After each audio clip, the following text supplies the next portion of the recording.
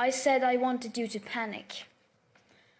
I've been warned that telling people to panic about the climate crisis is a very dangerous thing to do. But don't worry, it's fine. Trust me, I've done this before, and I can assure you it doesn't lead to anything. And for the record, when we children tell you to panic, we're not telling you to go on like before.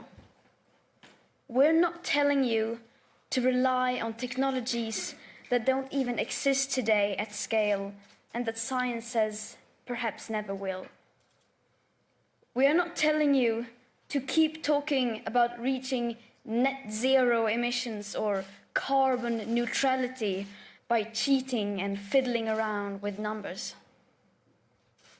We're not telling you to offset your emissions by just paying someone else to plant trees in places like Africa, while at the same time forests like the Amazon are being slaughtered at an infinitely higher rate.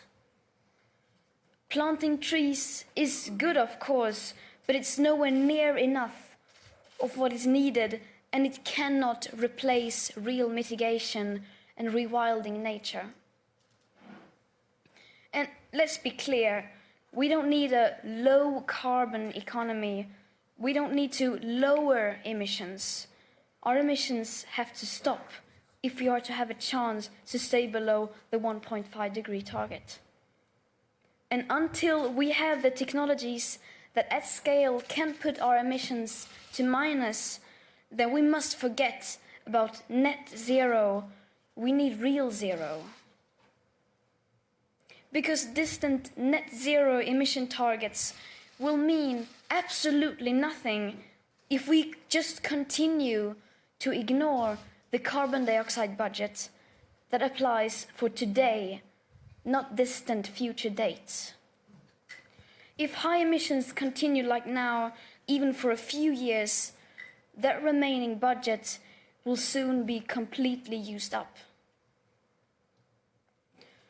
The fact that the USA is leaving the Paris Accord seemed to outrage and worry everyone, and it should. But the fact that we are all about to fail the commitments you signed up for in the Paris Agreement doesn't seem to bother the people in power even the least. Any plan or policy of yours that doesn't include radical emission cuts at the source starting today is completely insufficient for meeting the 1.5 or well below 2-degree commitments of the Paris Agreement. And again, this is not about right or left. We couldn't care less about your party politics. From a sustainability perspective, the right, the left, as well as the center have all failed. No political ideology or economic structure has been able to tackle the climate and environmental emergency and create a cohesive and sustainable world. Because that world, in case you haven't noticed, is currently on fire. You say children shouldn't worry. You say, just leave this to us. We will fix this. We promise we won't let you down. Don't be so pessimistic. And then, nothing. Silence. Or something worse than silence. Empty words and promises which give the impression that sufficient action is being taken. All the solutions are obviously not available within today's societies, nor do we have the time to wait for new technological solutions to become available to start drastically reducing our emissions. So, of course, the transition isn't going to be easy. It will be hard, and unless we start facing this now, together with all cards on the table, we won't be able to solve this in time. In the days running up to the 50th anniversary of the World Economic Forum, I joined a group of climate activists demanding that you, the world's most powerful and influential business and political leaders begin to take the action needed. We demand at this year's World Economic Forum participants from all companies, banks, institutions and governments immediately halt all investments in fossil fuel exploration and extraction, immediately end all fossil fuel subsidies, and immediately and completely divest from fossil fuels. We don't want these things done by 2050, 2030, or even 2021. We want this done now. It may seem like we are asking for a lot, and you will, of course, say that we are naive. But this is just the very minimum amount of effort that is needed to start the rapid sustainable transition. So either you do this, or you're going to have to explain to your children why you are giving up on the 1.5 degree target. Giving up without even trying. Well, I'm here to tell you that, unlike you, my generation will not give up without a fight. The facts are clear, but they are still too uncomfortable for you to address. You just leave it because you think it's too depressing and people will give up. But people will not give up.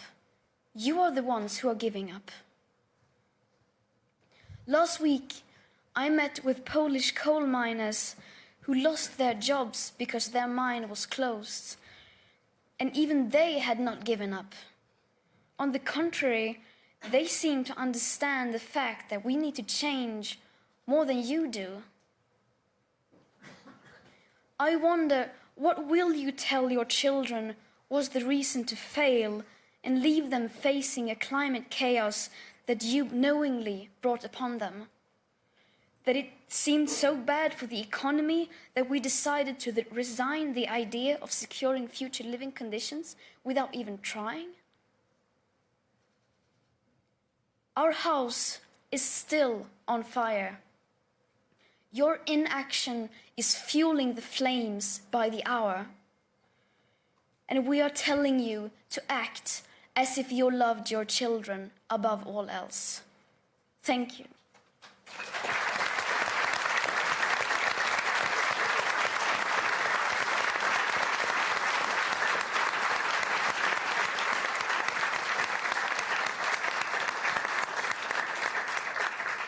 Thank you, Greta, for those stirring and provocative words and for your leadership on this issue. I am going to start by asking our panelists a number of questions. We also want to open it up to you by the end of the session. And if you could please join us at wef.ch/vote. We will also get you registered because we'd like to take a couple polling questions in the middle of the session as well. Majun, I'd like to start with you. China is by far the largest emitter on Earth. And what would your response be to Greta? What will it take for China to really emerge as a leader on this issue, even probably without the U.S.? Yeah, I think I greatly salute Greta's efforts because it has helped to vastly increase the public awareness globally. I think the public must play a vital role, if we want to avert a climate crisis. And this is quite evident in China, during this economic development in China. Just like in the West, our fossil fuel consumption have vastly increased. From the year 2000 to 2011, just 11 years, our coal consumption have been tripled, burning half of the world's coal. And the original projection is for that volume to be doubled before we peak by 2040. Thinking about this is not sustainable at all. But Chinese people, our citizens, made their voice heard, when Beijing and the surrounding regions suffered from long stretch of smoggy days. Demanding for clean air, millions of citizens made on social media. And then the government responded by started monitoring and disclosed PM 2.5 and then roll out a national clean air action plan. And I'm happy to report, through all this public-private partnership, during the past 7 years, Beijing's PM 2.5, the fine particles concentration, have dropped from 90 micrograms to 42 last year. So more blue skies. And during the process, the toughest issues of coal, China's coal consumption increase have been brought to an abrupt stop. Last 7 years, not much increase at all, stagnated. But that's not enough. Our mission have not been accomplished. We're still burning half of the world's coal, and we need to do more. But now, at this moment, we're facing the economic downturn locally, and globally, we're facing the trade war and also the withdrawal by the U.S. government from the Paris Agreement. All these are not helpful. So we need to find innovative solutions which tap into the market power, which can balance growth and protection. But all this need people to join the efforts. So with that, I truly salute the efforts to raise public awareness. Mm-hmm. Oliver, you had Allianz, one of the world's largest insurers, and in September, along with the United Nations, launched a net zero alliance, which is basically encouraging managers and some of the biggest funds to reduce to be carbon neutral by 2050. And it feels, to Greta's point, why does it take so long? 2050 is 50 years from now. Yeah, it's a very good. It's not 50 years from now, but only 30, thankfully. But it's still too long. So I fully share the outrage. I have a 19-year-old daughter who is asking me the same question every day. We heard part of the answer just now, but I want to be a little bit more optimistic. We have to be between outrage and optimism. I cannot get up every morning and just be outraged. I have to run a large institution. That's the largest institutional investor in Europe, probably. And we have to do something. So we're trying to connect the optimism and the outrage by doing stuff practically. And financial markets have been very weak in supporting, and investors very weak in supporting the transition. So I was personally in Paris 5 years ago, and I have to admit that I think we had much higher ambitions than what has been achieved. But I would like to point out a simple thing. It's the first time that business is leading and governments are behind. In the past, it was always governments demanding business to change business models, and then we had to adapt. Today, unfortunately, I believe that governments are behind the curve. Behind the curve, I can only speak for my home country. We always talk about the plans when we would get out of coal, but we're discussing dates, we're not discussing action. And what we are trying to do is put real action behind it. Now, you can debate the 250, but the reality is we started with $2.4 trillion committed to go net zero. We had nothing before. Probably by the end of the week, we will have more than doubled it. And once we're on the track, we can talk about acceleration. But all of this, sorry to say, we need to move from outrage also to science. We need to do practical things to say, how do we actually address it? But I also will say, without proper support of the governments, particularly in the United States, in China and India, which is also planning to massively increase coal emissions, it will be futile. So we're going to do our job. We're going to exert the pressure that we can, and we work every day to make it faster. But there's a limit to what you can do. So just to repeat that, you're trying to get a doubling of the commitments this week at Davos by meeting with various investors. Yeah, and the key constituents group, and you can all help, is the sovereign wealth funds. The most amazing thing I found out over the last year, that we can convince very strong asset owners, CalPERS and others that have led the way in the United States, Pension Denmark and Scandinavia is always with us, our colleagues from AXA and others, we are committed. The most amazing thing is that the sovereign wealth funds, often by countries that have huge carbon issues, have not yet signed up. So we need to make sure, the Norwegians need to sign up, that make all the money with fossil, that we need to get the Japanese involved. By the way, Chinese government institution, their pension money can be invested, so we could mobilize trillions and trillions more into the right direction. And then I'm very happy to talk about acceleration. But first, they need to commit, and then we speed up. Hindou, you come from Chad, which is firsthand experiencing the impact of climate change, and you also serve on the board for the Tropical First Alliance. Can you talk about climate change and how it's affecting the people in Chad, and really the enthusiasm and willingness for them to play a very big role in what needs to happen? Sure. Starting just by what Greta said, our house is burning. She said at the beginning, and at the end. So for an indigenous peoples, when they say the forest is burning, it's not just like a language of expressions. It's our real home that's burning. Because indigenous peoples from all over the world, it can be from Chad, from Amazon, or from Indonesia, we are depending from these forests, who is our food, our medicine, who is our pharmacy, our educations.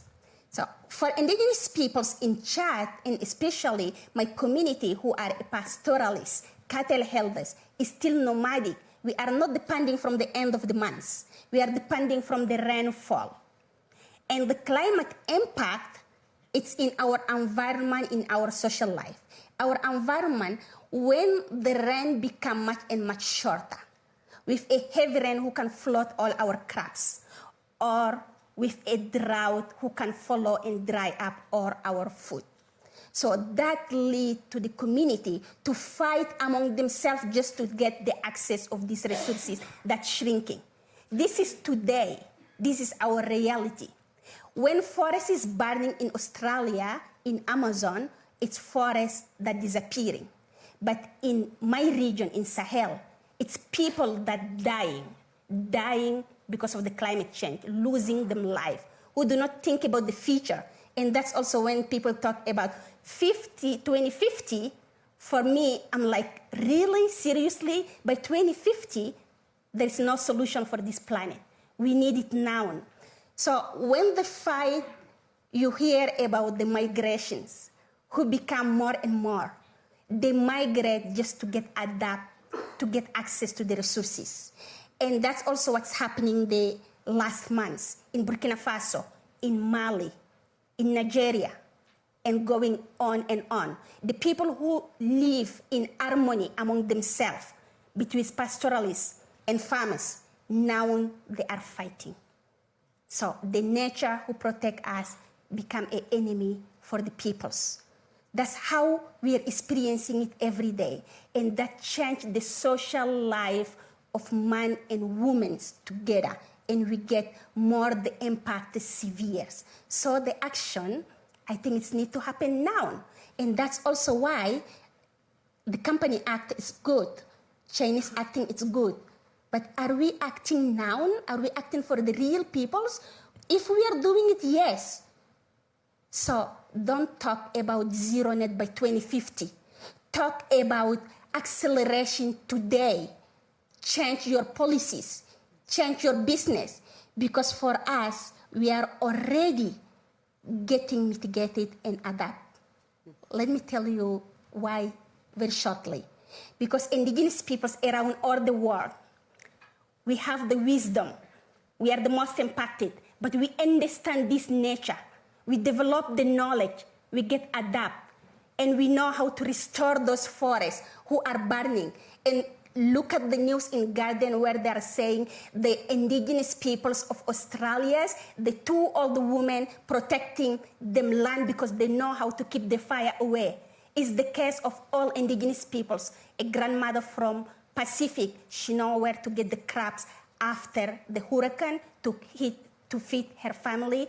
As my uncle and auntie's cattle, when they move, they know how to restore the ecosystem. So business need us because we are the future. We are the solution as indigenous peoples. So you need to listen from us, learn from us, and get your business sustainable. You cannot kill your partners because for us, the nature is our partners, we protect it. And for you, you need to protect your business and listen to us. We help you to do that. Right.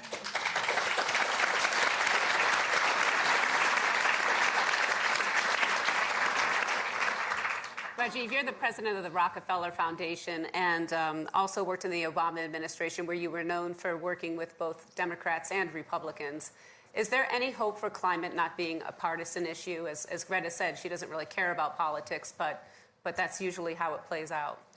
I think there absolutely is. I'm so glad that Hindou just gave us that passionate description of how climate change affects people and lives today, right now, not in the future, not only in the future. And I think that's perhaps the key to getting out of a political debate about climate change and getting to practical solutions. I've had the experience of walking on farms in Ethiopia with famous climate deniers from the United States Congress. And when they talk to farmers who are growing food to feed their family, barely getting by, and they recall the past famines in Ethiopia and what that was like, and they hear these farmers say every year it gets hotter, it gets drier, rainfall becomes more erratic, and we face a longer period of food insecurity on a regular and annual basis. You can't argue with that, and that's not about a debate. That's something that is the felt experience of hundreds of millions of people. And in fact, climate change today bears its brunt mostly on the bottom 2 billion people on the planet. And so our commitment to Paris, our commitment to be serious and urgent in taking actions to meet those targets is not just about protecting the future, it is also about protecting today people who rely on climate, environment, and those natural resources to survive and to thrive. At the Rockefeller Foundation, we support 15 million farmers in Africa with improved technology and financing, and we see every day practical solutions that should be free from political debate. We know that it's not future technologies, they're current crops and access to fertilizer and access to services that can help farmers move their communities out of food insecurity. We just, a few months ago, launched a $1 billion joint venture with Tata Power in India to bring renewable solar microgrid energy to communities that, frankly, the government says they're connected to electricity, but they're not. They get a few hours a day, and they can't grow their communities that way. We now, with solar technology and improved battery and storage solutions, can provide power at a lower cost, fully loaded, than any coal plant connected to a grid, connected to extension into those rural communities.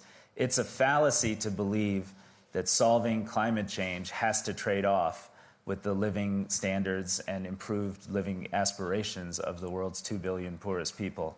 And I think in that space, we ought to be able to find really practical bipartisan solutions that can solve both challenges, climate and poverty. But can I challenge that a bit? I know backstage we were talking, is it a fallacy to expect that people who don't have electricity yet are going to be able to not rely on fossil fuels? Is there like a little bit of a reality check that we need in terms of how we help those people? Yeah, I think those who have must carry their responsibility to those who have not. Taking China as an example, you put it quite correct that we're by far the largest emitter in the world.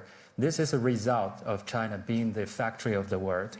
Increasingly, we're manufacturing to meet our rising demand, but in the meantime, we're still manufacturing for many parts of the world. And all those exports carries a lot of embedded carbon and pollution. And 2007, we launched the Green Choice Initiative when we map out the factory's performance in China and found many of them are major suppliers to those global brands' day-to-day consumption. And during the past 10 years, many of them started responding, and they have started motivating thousands upon thousands to change behavior. Having said that, there are many businesses which are not doing that. We're tracking 439 brands, and among them, 300 are not really want to even take a look at those violation records. We have 1.6 million records of violations compiled in our database. But if they compare the list, they can easily identify the problem. But many brands many businesses would not take a look at that. And more recently, the green finance policy in China have enabled, we respond to that and develop a dynamic environmental credit rating system. And 6 million factories can give dynamic ratings. And there are so many who claim that they want to go ESG investment. Many are making heavy investment in China. We checked some of the portfolio. They're not all clean. There are all this data available. Are you really doing that?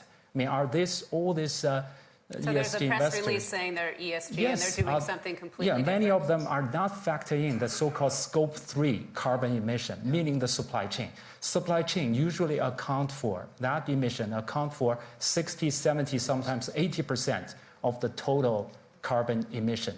If we don't integrate that into the action, if we don't distribute that to factories of the world like China, and of course now to many other developing countries, then Paris Agreement, we won't be able to achieve that. So just keeping your global headquarters eco-friendly does not do it. Yeah, changing the light bulb or reduce some business traveling, that's not enough, because by far the largest emission is during the manufacturing process, and those dirty work, those heavy duties still being carried by China now, and some other countries going to take it over.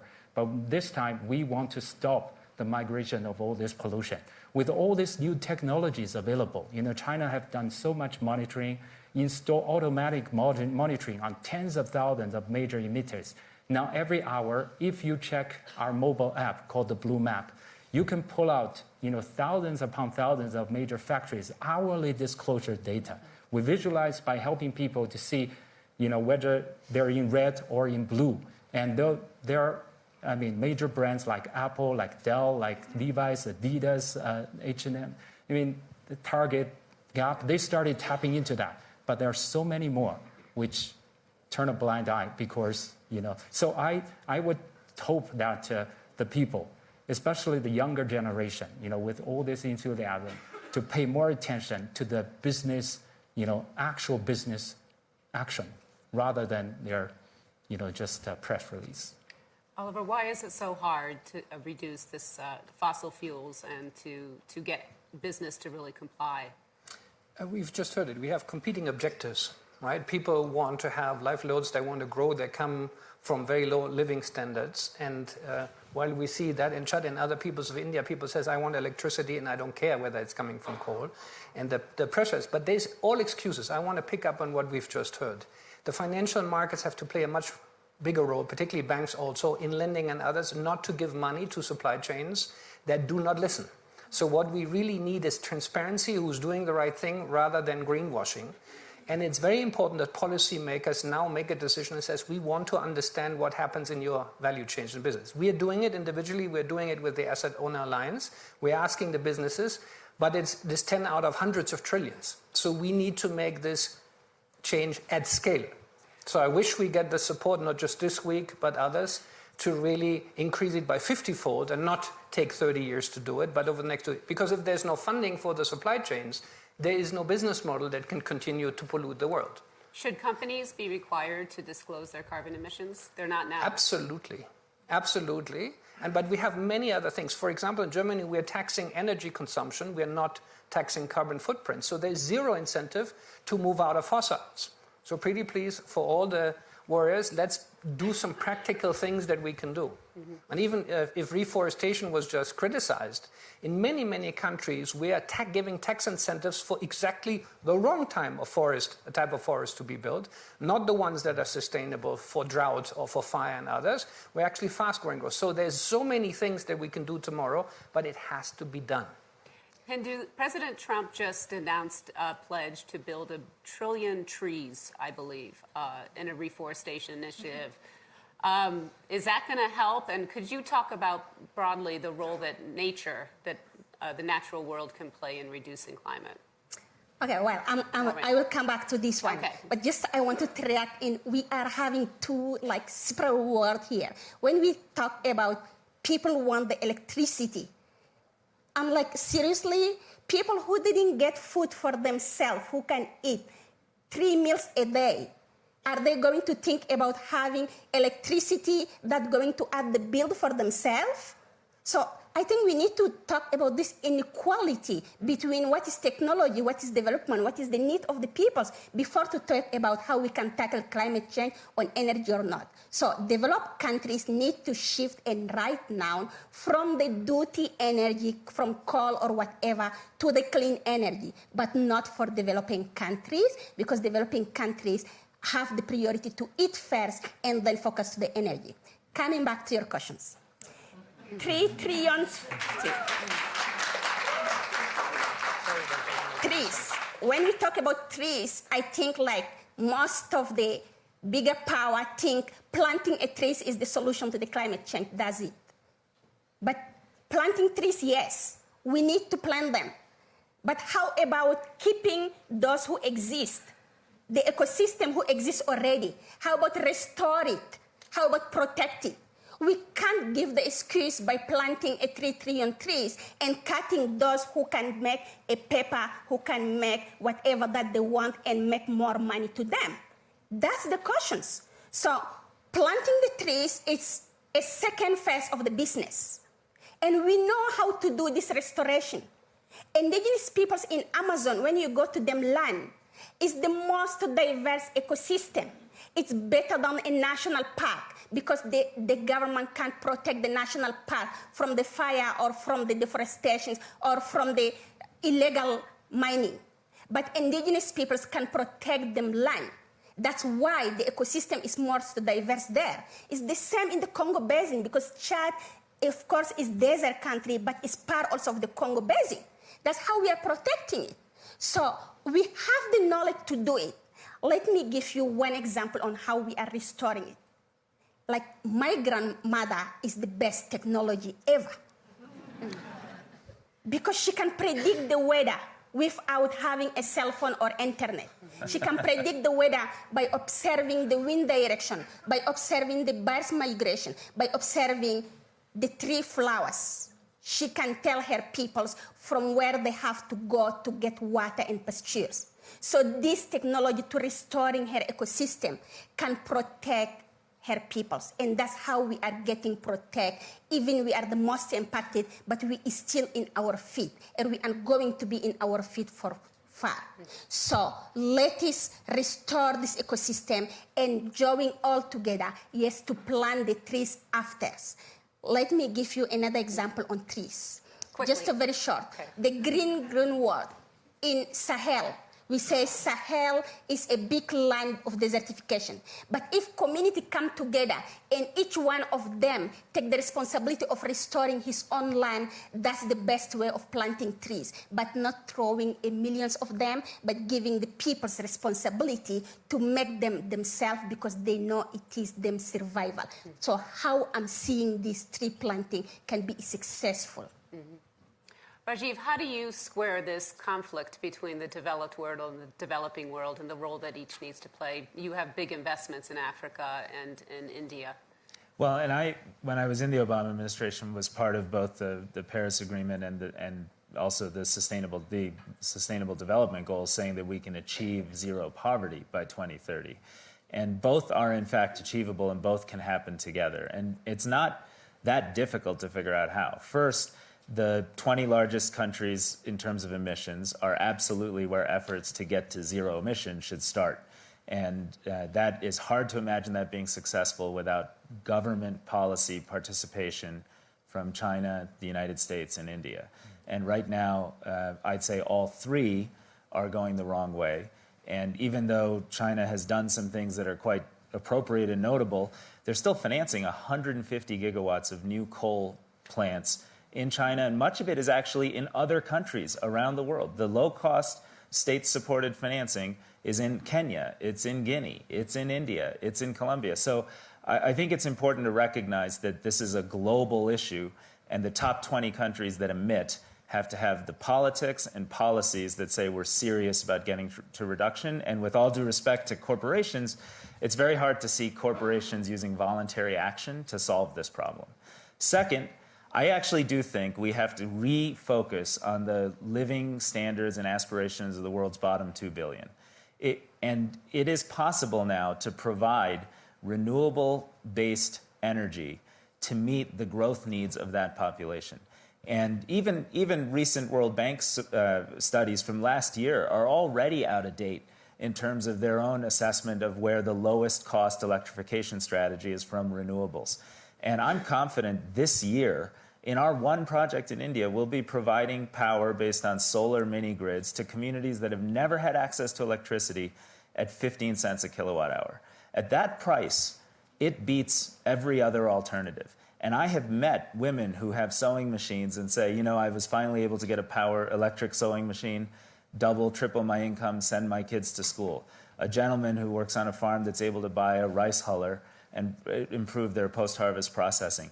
Those are the kinds of things that will create employment, growth, and opportunity for the world's bottom 2 billion. And if we do not take their aspirations seriously as part of this effort, we're failing the other big challenge of our moment, which is the deep inequality that threatens the politics, that threatens us from being able to do things on climate that matter. And finally, I would just say, I do think there's a tremendous amount of space to move from divestment to investment. Rockefeller and a bunch of other foundations have moved away from fossil fuels in their direct investments. But even more important than that, having incentives to create investments so we have the trillions of dollars to create the technologies and the solutions that are necessary. It's not the only solution, but it has to be part of the picture, and we're proud to be associated with a number of those enterprises. I want to ask all of you some of your opinions. We're going to cue to a question over who has the biggest responsibility for reducing emissions. Is it government? Is it the business community? Or citizens? If you could enter your responses. We're not seeing much for citizens here, which is interesting. Okay. That's fascinating. And if we could... So government seems to be in the pole position here, as many on the panel have said, of needing to play a bigger leadership role. Can we cue to one more question?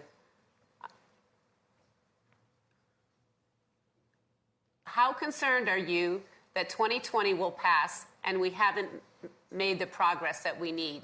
Somewhat concerned? Alarmed? Status quo is fine? Not at all concerned? Wow. Okay. Well, Greta, you are getting through, that's for sure. We have a lot of questions that have come in, and our time is rapidly disappearing here. So Oliver, there's an interesting question about nuclear power here, and I think to all the panelists, Germany took a step back in nuclear power, obviously with the Fukushima accident. What role does nuclear power play moving forward in terms of reducing climate warming? I'm not an expert on technology, so to say that up front. And unfortunately, a lot of these things are discussed without facts. So, by the way, one of the things that we're doing with Net Zero is to have what we call the science-based target initiatives driven by the United Nations. So we need the facts. There are many ways to bring nuclear into the picture with more modern technology. So we wouldn't exclude that. I would like to pick up one point that he has. The commercialization of new sources, sustainable sources of energy has happened much faster than we could all imagine. So not just divestment of new fossil fuel, but putting a lot more assets behind new technologies and their scaling. Unfortunately, we have many of these examples, but we're not scaling fast enough. So where are the proper incentives? How do we scale that? So what I'm trying to pick up from Greta is, it is taking too long because we're having too many anecdotes, too many nice stories, and too little systematic planning and execution. We need to move from words to action. Majun, is there any way, the government of China obviously is very powerful. Your approach is to activate the private sector largely. Is that letting the government off the hook? Yeah, the government must play its role for sure. And the whole reason that we, as an NGO, can compile so much data is because the Chinese government, in response to the public demand for data, started rolling out all this monitoring and data disclosure. And we also changed the legislation, making our supervision much tougher. So. But I do think that, contrary to what many people would think, in China, if the government try to do something, it can do something.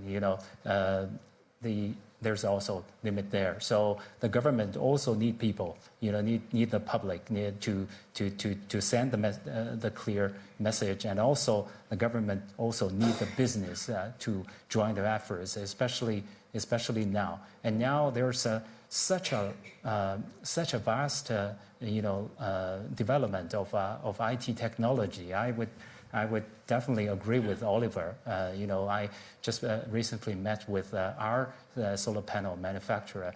During the past 10 years, there's a 90% drop of the cost, and they said they're on their way for another 90% drop. And we have the first solar panel, power plant, which can generate power electricity cheaper than the coal power plant. So I think all these are major opportunities, but we need motivation. We need incentive for this to be tapped. All this technology is available. Nuclear, pushing the whole cost to the future generations, with all this spent fuel, disposal. So I do think that now, if we all, share this view that the house is, our house is burning, our whole planet home is in danger, then we need to, come together to make our voice heard, to motivate, as citizens, as consumers, you can do so much because the whole business would respond to that if you choose that you care. Changing your day-to-day behavior is important. But if we can play our role more smartly, tapping into all this new... Making the data more transparent. No technology, then we can scale up our efforts and achieve our target in a practical and much sooner way. In meeting Greta's challenge, I'd like to ask all of you, what is the single thing, if you were talking to a peer about today's panel, what is the single thing that you would recommend that we should do to avert a climate apocalypse? Anyone like to start? I can go. I think the single thing that I want, the emergency is now. It's not tomorrow. So the action needs to be now. Because what are we waiting for? Forest burning, food becoming difficult, but people dying. Nothing more for me than seeing the community that dying, who do not have future for tomorrow, then who cannot think about the next 50 coming years. So the action have to happen now, and Davos is a big opportunity, 50 years, so it's now time to open all our mind, our eyes, from business to the big politician leaders who are here, to take a radical step further, shift the economy to the clean one, and take the decisions to change all and every system to the sustainable one, to save them peoples, to save themselves. Indigenous peoples saving ourselves with our knowledge. And it's the time to listen for us. Give us our place. We can talk, and we know how to do it. We know how to protect it. So lie on our back, don't be in our face, and give us the way to act all together right now. Yeah, I want to say,